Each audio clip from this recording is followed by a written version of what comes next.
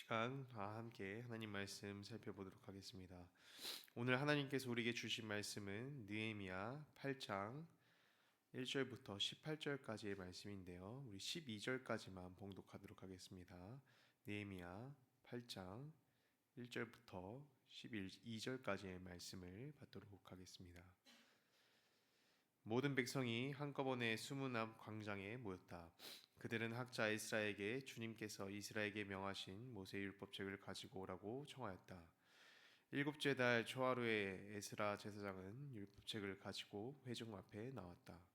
거기에는 남자든 여자든 알아들을 만한 사람은 모두 나와 있었다. 그는 수문 앞 광장에서 남자든 여자든 알아들을 만한 모든 사람에게 새벽부터 정오까지 큰 소리로 율법책을 읽어 주었다. 백성은 모두 율법책 읽는 소리에 귀를 기울였다. 학자 에스라는 임시로 만든 높은 나무단 위에 섰다. 그 오른쪽으로는 마띠아지와 스마와 아나냐와 우리아와 힐기야와 마아세야가 서고 왼쪽으로는 부랴와 미사엘과 말기야와 하숨과 하스바다나와 스가랴와 무술람이 섰다.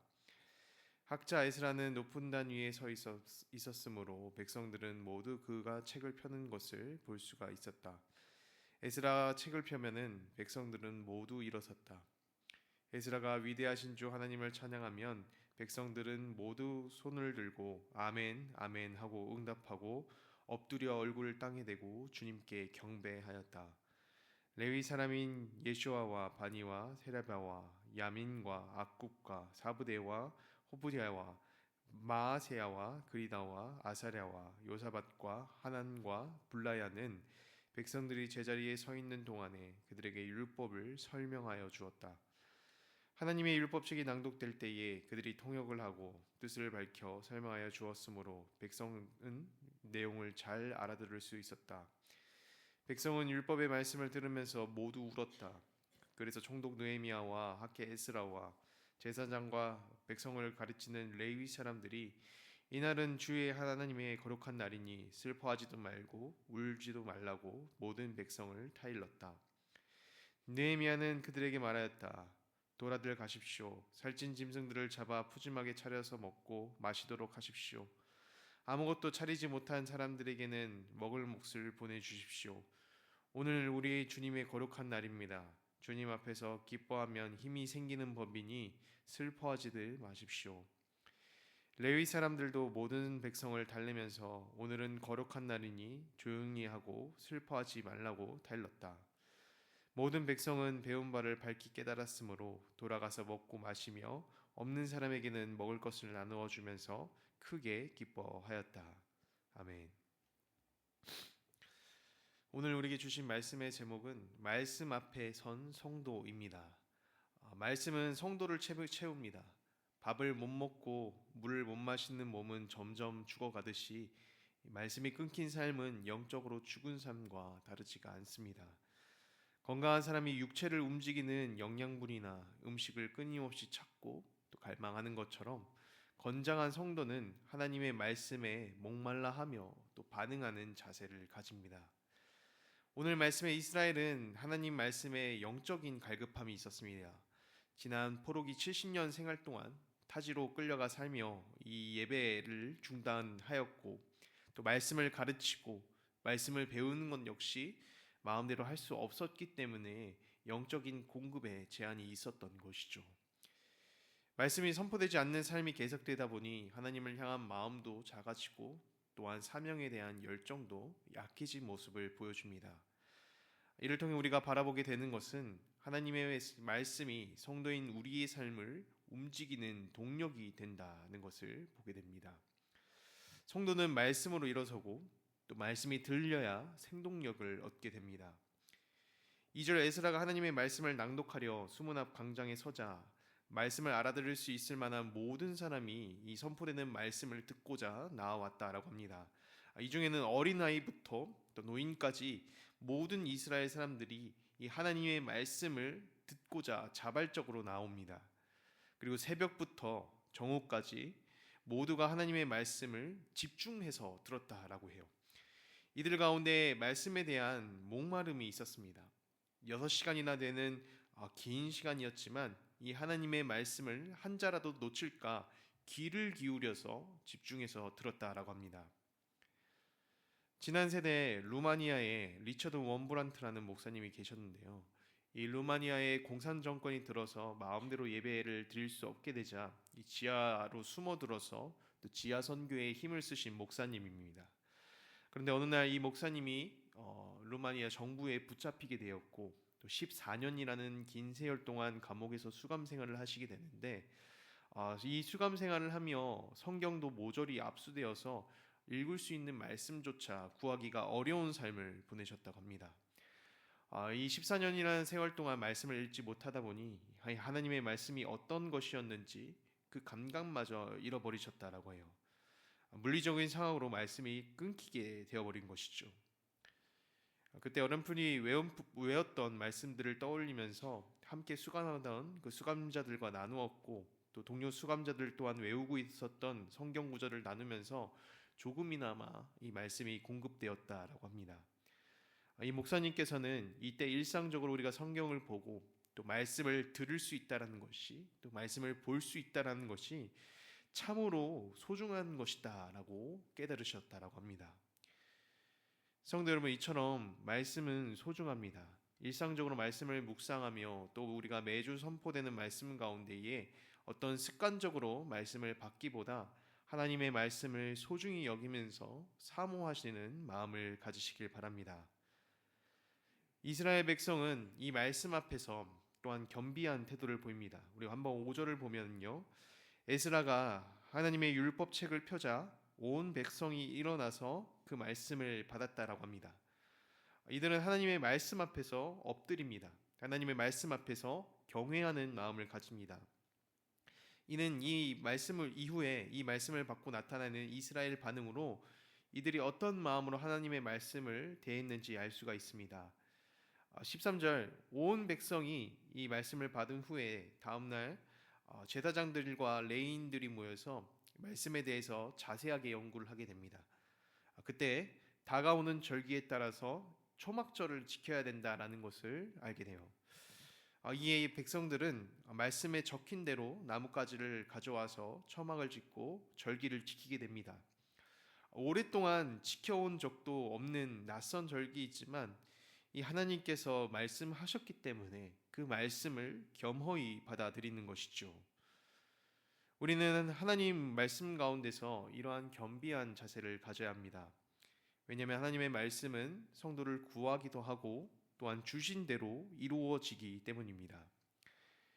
요나서 말씀을 보면은 니느웨 사람들에게 회개의 말씀이 선포되었을 때에 그 말씀 앞에 이 니느웨 사람들이 겸비한 태도를 보입니다. 이 회개의 말씀을 듣자마자 죄를 뒤집어쓰고 온 백성이 하나님 앞에 회개하게 됩니다. 이는 하나님께서 경고하신 말씀이 실제로 이루어지실 말씀으로 믿었기 때문입니다. 이처럼 말씀 앞에서 이루실 것을 믿으며 겸비한 마음을 가지는 것이 필요합니다. 우리에게 주시는 말씀 중에서는 가볍게 흘려들을 말씀은 단 한 구절도 없습니다. 이스라엘은 지난 역사 가운데에 하나님을 벗어나 살면서 말씀을 가볍게 흘려드렸습니다. 주님을 떠나 우상을 섬기는 삶이 계속되면 이스라엘이 하나님 앞에 심판받고 또 징계를 받게 된다는 경고의 말씀이 몇백 년 동안 선포되었지만 이 말씀을 일어나지 않을 일처럼 여기며 흘려듣습니다. 그 결과 어떻게 됩니까? 하나님께서 말씀하신 대로 이스라엘은 멸망당하게 됩니다. 성도 여러분, 바라기는 이 하나님의 말씀을 살아있는 말씀으로 받으며 겸손히 받는 성도 여러분들 되시길 소망합니다. 하나님께서는 말씀을 통해 위로와 은혜를 부어주십니다. 성도에게 말씀이 필요한 또 다른 이유는 말씀은 우리에게 채우심의 통로가 되기 때문입니다. 9절을 보면 율법을 들은 이스라엘 백성이 이 말씀에 감동을 받아 울게 됩니다. 이는 지난날 하나님을 떠나 살며 포로로 살았던 서러움과 또 주님을 떠나 살았던 삶의 모습 가운데에 회개의 마음이 찾아왔기 때문이죠. 그런데 울고 있는 백성들을 향해 에스라와 레위인들은 오늘은 여호와의 성일이니 울지 말고 기뻐하라라고 합니다. 하나님의 말씀을 듣고 또 예배를 드리는 것은 단지 지난 날들에 대해서 후회하고 자책하고 슬퍼하는 것이 아니라 앞으로의 채우시고 말씀을 통해 회복해 하시는 하나님의 은혜가 있기 때문에 그것을 기뻐하는 것이기 때문입니다. 말씀은 우리를 위로하는 위로자가 되기도 하며 또 성도를 일으키는 힘이 됩니다. 종교개혁자 마틴 루터는 당시 카톨릭 교회로부터 쫓기는 삶을 살 때에 정신적으로 지치고 또 사명을 붙잡는 것에도 힘이 들었다라고 합니다. 그 당시에 지치고 낙담할 때에 로마서 1장 17절 말씀을 붙잡고 다시 하나님의 사명에 대해서 일어설 수 있었다라고 증언을 합니다. 이 루터뿐만 아니라 우리는 말씀으로 힘을 얻고 또 하나님 말씀 때문에 삶의 모습이 회복되었다라는 간증을 많이 듣게 되죠. 8절 이후 말씀을 받은 이 이스라엘의 삶의 모습이 회복됩니다. 하나님을 떠나 살았던 이방 사람들의 그 살았던 삶의 모습을 회개하며 거룩한 성도의 삶의 모습이 회복되고 또 하나님께 영광을 돌리는 예배가 회복됩니다. 성도 여러분, 이처럼 하나님의 말씀은 삶을 회복시키며 힘을 불어넣어주는 영적인 양식이 됩니다. 하나님 앞에 함께 기도할 것은 말씀을 통해 은혜를 누리고 힘을 얻을 수 있도록 또 성령님의 도우심을 구하며 말씀 사역자들을 통해 영적인 말씀이 공급될 수 있도록 함께 기도해 주시길 바랍니다. 하나님의 말씀을 소중히 여기며 말씀의 은혜로 살아가는 성도 여러분 되시길 주님의 이름으로 축원드립니다. 우리 함께 기도하도록 하겠습니다. 하나님 아버지, 오늘도 주님 앞에 말씀을 들으며 주님의 뜻을 구하게 하시니 감사드립니다. 나의 삶 가운데에 다른 뜻과 계획을 주의하기보단 하나님의 말씀을 세밀히 살피며 원하시는 뜻이 무엇인지 분별하게 하시고 또 주시는 말씀을 당연한 것처럼 가벼운 것으로 여기지 않고 말씀 앞에 경외하는 마음을 주시옵소서. 말씀으로 은혜 받고 또 우리의 삶이 채워지길 원합니다. 성령 하나님, 우리 마음을 열어주셔서 묵상하게 되는 것들이 우리의 영의 힘이 되고 삶의 은혜로 이어지게 해 주시옵소서. 올 한 해를 보내며 동양산 공동체 가운데 주신 은혜들을 떠올려 봅니다. 우리를 선한 길로 이끄신 하나님의 손길에 감사하며 남은 시간 가운데서도 풍성한 나눔을 허락해 주시고 또 우리 공동체 가운데 주신 사랑은 나눌 줄 아는 따뜻한 공동체가 되게 하여 주시옵소서. 모든 간구를 주님께 올려드리며 살아계신 예수 그리스도의 이름으로 기도드립니다. 아멘.